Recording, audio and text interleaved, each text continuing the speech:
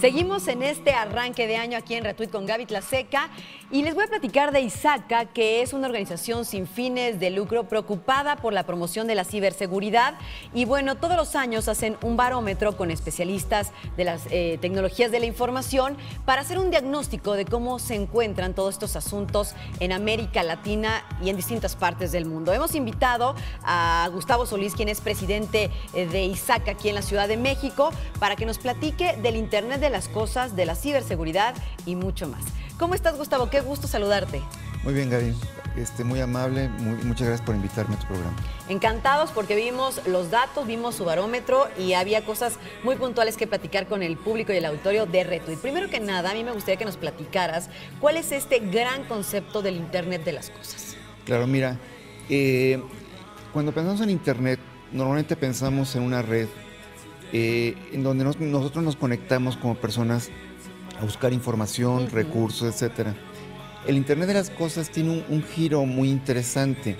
De lo que trata es de conectar objetos a la red, objetos que puedan generar algún tipo de información que pueda ser manejada por la red y al final de cuentas dar un servicio a la sociedad. Te pongo un ejemplo, en la ciudad de Santander, en España, existe una red donde tiene conectadas cerca de 12,000 objetos que se utiliza para la administración de la ciudad. Pueden ser como basureros que cuando lleguen a cierto nivel necesitan ser recogidos, calidad del aire, zonas peligrosas, etcétera, ¿no? Zonas con tráfico. Entonces, la idea es que artefactos pueden estar conectados a la red y que la red pueda tener información y ponerla disponible en la sociedad. ¿Cómo estamos en América Latina con respecto al Internet de las cosas? ¿Cómo estamos en México? Porque mucho se ha hablado de un término que incluso ponga herramientas en manos de los usuarios, incluso en términos de, por ejemplo, darte una alerta de cuando se acabe cierto producto que consumes mucho en tu refrigerador y en tu familia y te llega una alerta, por ejemplo, a tu teléfono, que tienes que a lo mejor pagar, se paga automáticamente tu teléfono, etcétera. ¿Cómo estamos en la región y en México en especial? Bueno, mira, la tecnología ya está disponible. Aquí un poco es el tema de la aceptación a través de la gente, ¿no? Por ejemplo, tú puedes ir a un centro comercial y vas a encontrar refrigeradores, ¿no?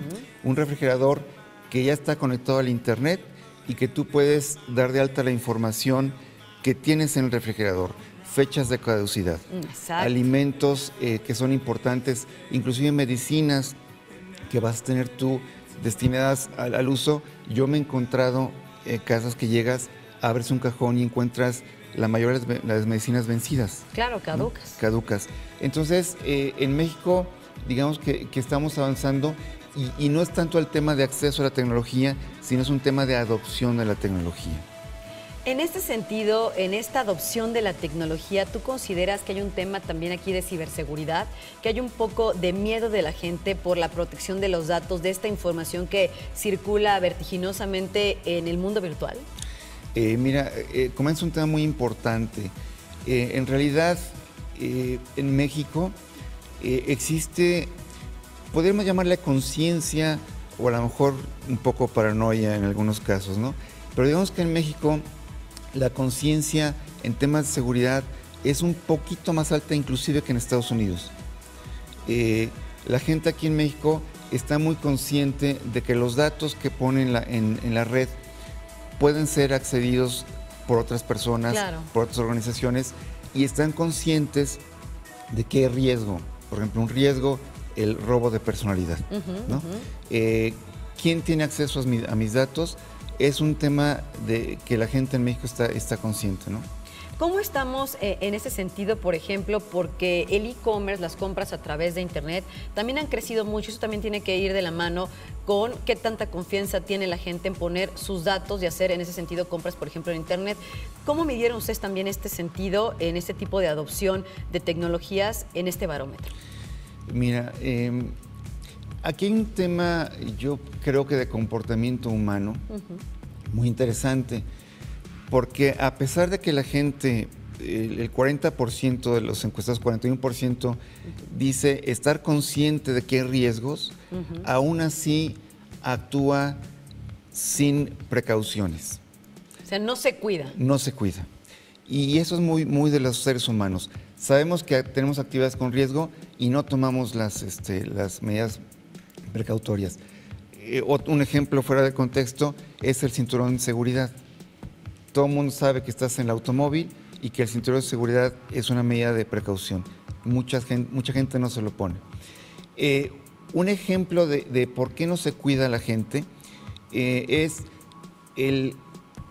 una persona puede estar conectada, puede estar dada de alta en muchas páginas en internet, en redes sociales, en Facebook, en Twitter, y la pregunta es, ¿cuántos passwords distintos tienes? Sí, a veces utilizan el mismo para todos sus accesos a internet, redes sociales, correo, cuentas específicas, etcétera. Entonces yo creo que el tema es un tema también de adopción de tecnología, pero también un tema de generar una cultura de mayor seguridad en los usuarios.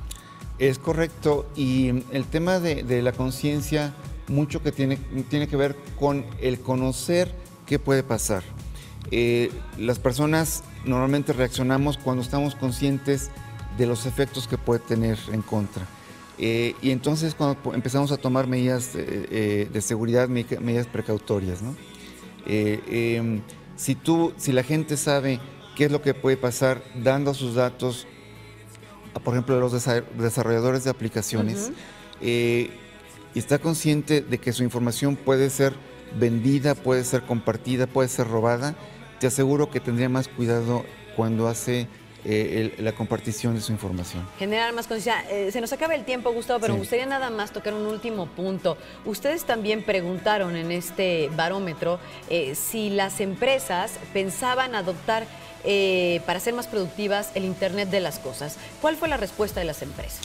La mayoría de las empresas, casi el 50% de las empresas, está teniendo planes para adoptar el Internet de las cosas. Un dato que se me hace muy interesante es que Cisco estima que para el año 2020 va a haber conectadas a la Internet de las cosas cerca de 50,000 millones de objetos. ¡Wow! O sea, 50,000 millones de cualquier cosa es un número muy grande. Muy grande. 2020, estamos hablando de 6 años. Sí, claro. Es un futuro casi inmediato. Casi inmediato. Y ya estaremos también platicando en otro momento de ese tema. Gustavo, te agradezco muchísimo que hayas compartido estos datos con el público de Retweet y los esperamos pronto con más datos interesantes aquí en el estudio. Al contrario, Gaby, gracias a ti. Muy amable. Muchas gracias a Gustavo Solís de ISACA, México, Distrito Federal, con esta sede. Y nosotros vamos a conocer una nueva red social. A lo mejor muchos de ustedes por ahí ya le echaron un ojo, pero ¿cómo funciona y de qué se trata? Vamos a hablar de Jelly. Chéquense esto.